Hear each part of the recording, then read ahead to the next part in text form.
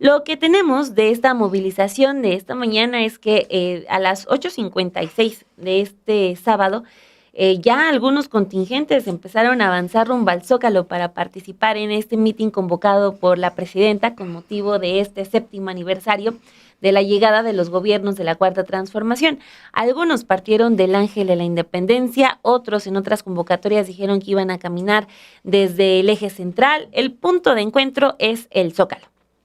De acuerdo con el reporte de nuestra compañera, la periodista Montserrat Antúnez, quien se encuentra en la zona para documentar la movilización, todavía había asistentes concentrados en el monumento organizando su salida hacia la plancha del centro histórico. A esa hora, la Plaza de la Constitución, desde muy temprano, ya lucía totalmente llena. De hecho, hay una imagen que es una de las que le estábamos poniendo, donde se ve todavía oscuro, que se está amaneciendo, de que desde muy temprano ya había gente. Y sí, también esto es demasiado notorio, que de nuevo vemos a estas organizaciones sindicalistas, organizaciones de vecinos o pues grupos organizados uniformados, que son pues ya algo que se está haciendo muy característico de los mítines de la presidenta Claudia Sheinbaum. Entonces, pues sí, lo vamos a ver, que estos grupos de los Dragones, Adrián Rubalcaba, la CATEM, siempre, o sea, son grupos que se van uniformados y siempre tienen que enseñar de qué grupos son, pues como para decir sí vinimos, ¿no? Está, como les decíamos, ya el Zócalo ya está lleno, todavía hay algunos huecos en la plancha, pero ya estos se están llenando. Nuestra compañera Romina Gándara habló con varias personas que desde muy temprano llegaron a la concentración para participar en este evento. Vamos a escuchar, por ejemplo, al señor David Lomelí, que acudió muy temprano a apoyar a la presidenta Claudia Sheinbaum y a cientos de personas más. Esta convocatoria, como ya lo veníamos comentando, surgió luego de esta marcha del 15 de noviembre promovida por la llamada Generación Z. Sin embargo, lo vimos en muchas imágenes, pues en estas movilizaciones no había muchos jóvenes, pero sí viejos conocidos de las marchas rosas, por ejemplo. Una investigación de Infodemia, solamente para que usted tenga el dato, mostró que la difusión y posicionamiento en redes sociales de la marcha de la Generación Z tuvo un costo de más de 90 millones de pesos tan solo entre octubre y noviembre del 2025. Por ello, miles de personas decidieron acudir al llamado de la presidenta para pues mostrar su apoyo. Vamos a escuchar también algunas entrevistas que hace nuestra compañera Dulce Olvera, que dice que pese a la confusión de horarios, que eso es algo que incluso nosotros tenemos, de confusión de horarios, de lugares donde comenzaría la marcha, que si no había marcha, pues acudió a la plancha del Zócalo. Vamos a ver el siguiente video de nuestras compañeras y regresamos con más datos. Yo soy Humberto Valencia Castillo, para servirte venimos del estado de Amecameca. ¿Por qué creen que es importante movilizarse hoy?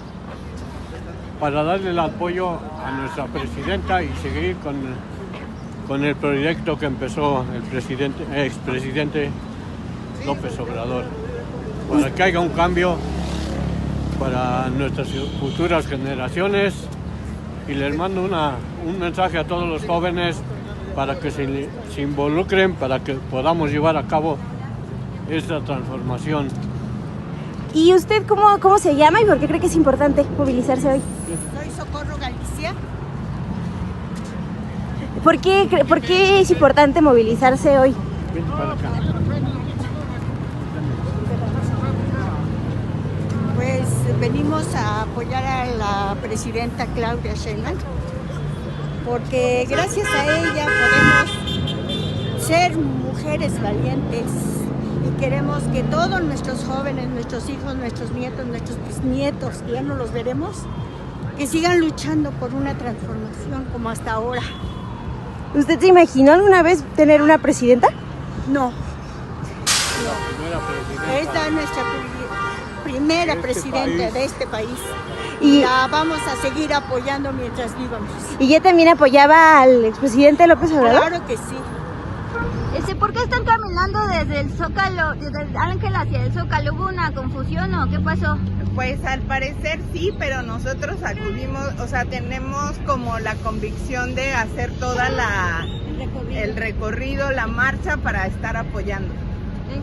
¿Usted qué opina al respecto de que hubo confusión en horario, Sí, lugar? Hubo confusión, yo creo que porque primero habían dicho que era la marcha del Tigre, ¿no? O sea, que íbamos a partir del Ángel hacia el Zócalo. Y después la presidenta habló de concentración en el Zócalo. Entonces yo creo que ahí es donde estuvo la confusión, pero como dice Adriana, pues igual, o sea, nosotras siempre hemos marchado desde el Ángel, entonces esta no podía ser la excepción. ¿Por qué se están caminando del Ángel hacia el Zócalo en vez de concentrarse en el Ángel? Porque ya nadie va a venir si es posible. Mucha gente cambiaron las fechas. Unos estudiantes cambiaron la fecha que se iban a ver en el Monumento a la Revolución o en el hemiciclo de Juárez. Entonces lo que estamos aquí... ¿Hubo una confusión? ¿Hubo una confusión? Sí. ¿Y en el Ángel no hay mucha gente? No, nada más nosotros los que venimos ahorita. ¿Y se están yendo al Zócalo? Pues sí, ahorita ya vamos para el Zócalo. ¿Qué pasó? ¿Se va del Ángel al Zócalo? Sí, soy guerrerense solitito, ¿Por qué decidió venir esa mañana?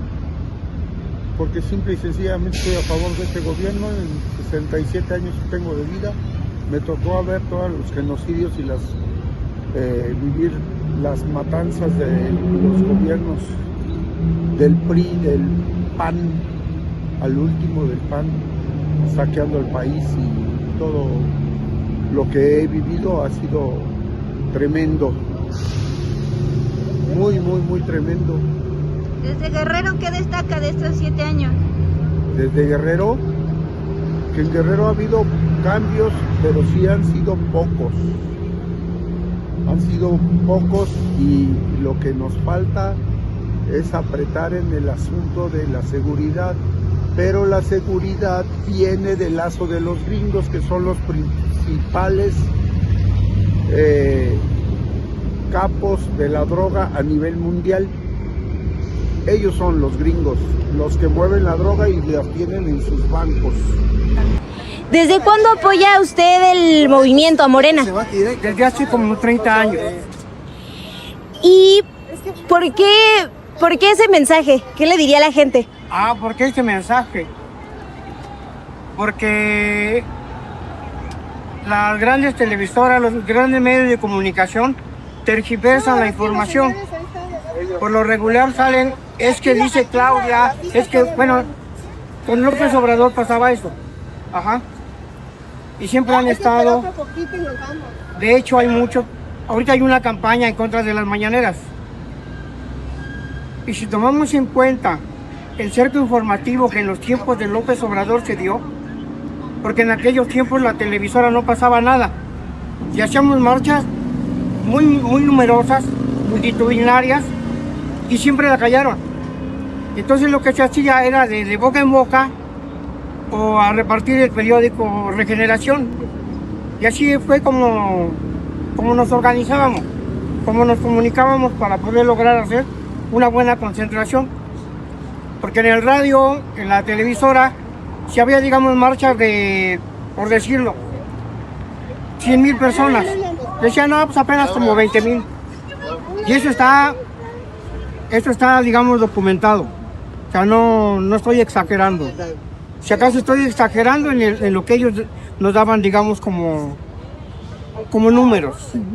Ajá, y entonces nació esa idea de que para que no te engañen con chingaderas, pues chíngate diario las mañaneras. Y veo también que trae la bandera de México. ¿Por qué veo que trae la bandera de México? ¿Por qué cree que es importante también movilizarse en el contexto de las presiones que hay de Estados Unidos a México y a todos los países de Latinoamérica? Exactamente, ese es el asunto, de que tenemos los traidores a la patria dentro de nuestro pueblo. Siempre ha habido. Y de hecho, algunos hasta les estamos pagando con el impuesto de todos los mexicanos.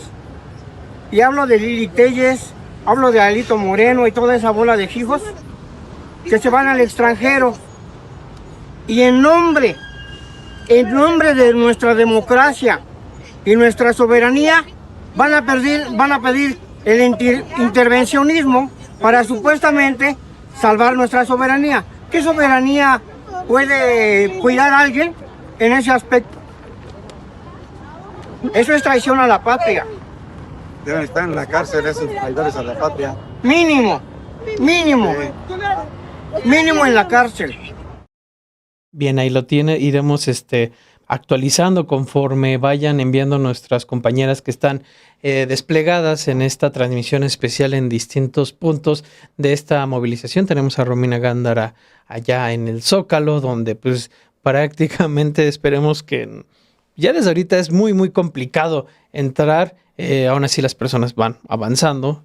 Quienes hemos ido a todo tipo de movilizaciones sabemos que llega un momento en el que sabes que ya no vas a poder entrar, pero se terminan quedando las calles aledañas. Está en ese aspecto. Tenemos a Montserrat Antúnez y a Dulce Olvera en los distintos accesos, entonces les iremos reportando.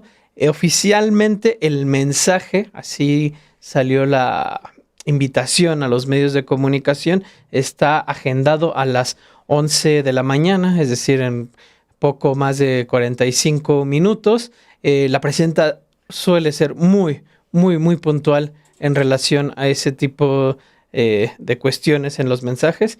Y bien, el día de hoy, Dani, amanecemos con un texto precisamente en el que empezamos a rememorar el contexto en el que se da esta conmemoración de los 7 años de la Cuarta Transformación. De hecho, como lo estableció en su momento cuando toma protesta el presidente Andrés Manuel López Obrador, él habla de un cambio de régimen político y prácticamente ese cambio se vuelve el movimiento, como se suele llamar a toda esta agrupación de militantes, simpatizantes, gobernadores, autoridades y demás, ¿no?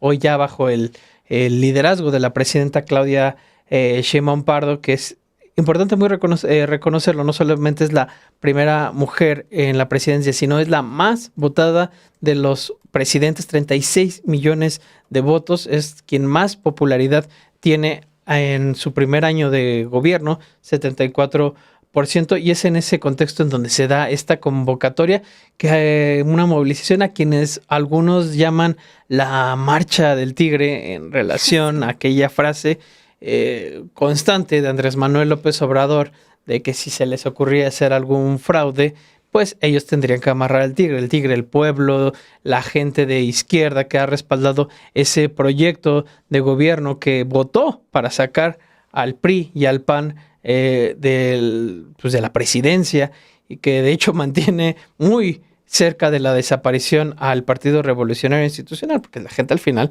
la que va a determinar si permanece o no este partido. Qué bonito suena eso. Sí, La es desaparición del PRI. sería en verdad bastante placentero que sucediera algo así. Y digo placentero en el sentido de que aunque ellos insistan en hablar de que es el partido que construyó todas las instituciones, es una falta, una desmemoria histórica tremenda el no querer reconocer una serie de atentados, de agresiones, de represiones que estuvieron cometiendo durante años, ¿no? Pero bien, ese es el proyecto que se configura. Llega la presidenta Claudia Sheinbaum Pardo, no solamente llega también con una mayoría calificada en Cámara de Diputados, en senadores, que les ha dado la oportunidad de poder echar a andar cualquier tipo de plataforma política, algo que le pasa en el primer año, en el primer tramo a Andrés Manuel López Obrador, que siempre tiene que estar buscando esas negociaciones fuera de Morena y los aliados para poder determinar poder echar a andar su proyecto político, Dani. La oposición se cansa de decir que es una mayoría artificial. Lo que no dicen es que esa mayoría artificial, por ejemplo, de la que hablan ellos, pues entonces si la quitáramos en el sistema de representación, pues ellos mismos también serían afectados. Estarías hablando que el Movimiento Ciudadano, PRI, PAN, también tendrían una reducción. También no olvidan que ellos mismos, cuando fueron beneficiados de esa regla de la representación proporcional, pues nunca dijeron nada. Y ese es parte del proyecto, porque eso ha permitido que salgan cada una de las distintas medidas que han establecido. Dani, me comentabas que también en esta encuesta de ENCOL hay otros datos que es importante traer a comentar para que la gente también vaya viendo cuáles son las fortalezas y las mismas debilidades del proyecto de la presidenta Claudia Sheinbaum Pardo. Sí, son interesantes las preguntas que hace esta encuestadora, que no me canso de repetir estos datos. Es una de las más confiables en los últimos procesos electorales y esta en concreto es la que se comparte el día de ayer en la conferencia de prensa matutina para hablar sobre la popularidad de la presidenta. Y sí, Obed, sobre lo que mencionabas, por ejemplo, con este corte a diciembre del 2025, todavía este proyecto tiene un poder impresionante en lo de los programas sociales. O sea, eso me parece a 7 años es una de las políticas cruciales que han definido en gran medida, me atrevo a decir, el éxito y el que la gente siga apoyando, siga apostando por este proyecto, que nace justo de un tema de decir, por el bien de todos, primero los pobres, ¿no? Llega Andrés Manuel López Obrador por fin al poder en 2018 y aplica mucho de lo que hizo en el 2000 cuando fue electo jefe de gobierno. En ese momento no fue Fox, como se atrevió a decir luego, él fue el que empieza a decir, tenemos dinero para empezar a dar pensiones a los adultos mayores. Y no apoyos que se daban de vez en cuando o apoyos que se daban en época electoral, no, sino un apoyo mensual y no solamente a quienes tuvieran pocos recursos, a todos, lo necesitaran o no, todos los adultos mayores tenían la posibilidad de acceder a este apoyo. Llega ya 2018, desde que es presidente electo empiezan a levantar el censo para casi ya en diciembre del 2018, ya cuando entrara formalmente a la presidencia, se empezaron ya a repartir los apoyos. Entonces tenemos otra vez este modelo de la entrega directa y que sean universales, algo que rompe con ese modelo de programas sociales que teníamos del prismo, ¿no? Que según ellos estaban focalizados solamente para apoyar a los más pobres, pero era dinero que servía para aceitar muy bien esa estructura que le servía en época electoral. Eran programas que eran controlados por la maquinaria priista y que sí, se activaban cada que era necesario. Ahora ya con los datos del Coneval, luego ya del INEGI, pues sabemos que el hecho de que los apoyos no sean focalizados sino universales, pues sí tienen un efecto directo en la reducción de la pobreza.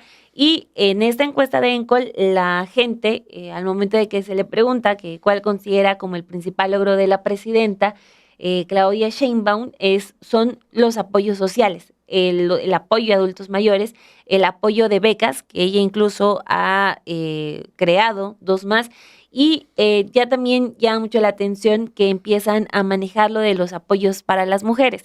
Y esto es muy importante porque este programa de mujeres de 60 a 64 años, pues viene a hacer un poco de justicia a toda una vida que han dedicado muchas mujeres al trabajo de cuidados. Ahí en ese lapso en ese periodo de edad, de los 60 a los 64 años, hay se detecta que hay una pobreza que persiste en las mujeres. Muchas mujeres que no pudieron trabajar porque se dedicaron al trabajo de cuidados, que no pudieron tener un trabajo remunerado, más bien. Entonces, por eso se crea este programa para pues no tener a mujeres de esa edad en la pobreza, esperando hasta cumplir los 64 años y ya poder acceder a la pensión de adultos mayores. Entonces, eso también ya se le empieza a reconocer a la presidenta. También le reconocen sus propuestas y el combate a la inseguridad, pero aquí ya empieza a ser de lo menos comentado por la gente. Pero eso es, de acuerdo con lo de ENCOL, lo que más se destaca. En cuanto preguntan los encuestadores cuál cree que es el principal error del gobierno de la presidenta, ahí sí tenemos en primer lugar el tema de la inseguridad y la delincuencia, y aquí pues sí podríamos decir que por lo menos es un problema que se ha reconocido, ¿no? O sea, el hecho de no cantar victoria es ganancia, si nos vemos, si lo vemos de esa manera, porque pues la presidenta ya sale con esta estrategia de los 3 pilares para atender la inseguridad y ahora ya muy recientemente tenemos que ya completó su triada con la que trabajó en la jefatura de gobierno en la Ciudad de México, que era Omar García Harfuch en Secretaría de Seguridad, Ernestina Godoy como fiscal, ahora ya fiscal general, y ella al frente, así que pues a ver cómo avanza este asunto de la inseguridad. Así es, Dani. De hecho, me parece que en unos cuantos minutos vamos a tener ahorita, Dani, un enlace con nuestra compañera Montserrat Antúnez, quien ya está ahí en las inmediaciones. Me parece que está por Paseo de la Reforma.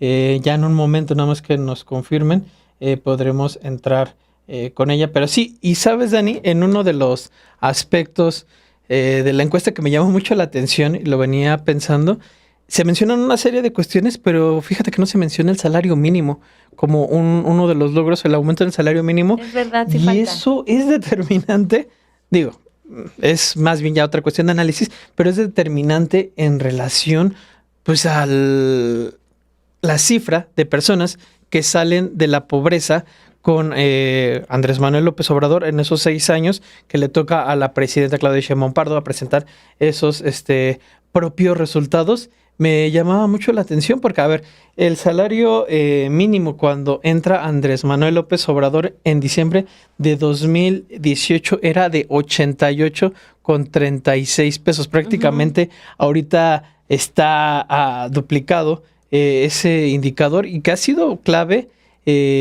pues para sacar a miles, a millones de personas, a cientos de miles sería correcto más decir, de personas de la pobreza. Y es una cuestión que también ha sido determinante para ir entendiendo los avances en las distintas políticas que ha tenido el gobierno. Claro, por algo se explica este tema de por qué la gente no ubica como el factor del aumento salarial. Y es que ante todo esto tenemos la guerra mediática, ¿no? O sea, pues hay temas de los que no se habla. Por ejemplo, lo que denunció apenas el titular de la CONAGUA, que hay que empezar a tirar todas las mentiras que se han dado sobre una ley general que busca beneficiar, pues bueno, hay medios y todos los millones en redes en contra.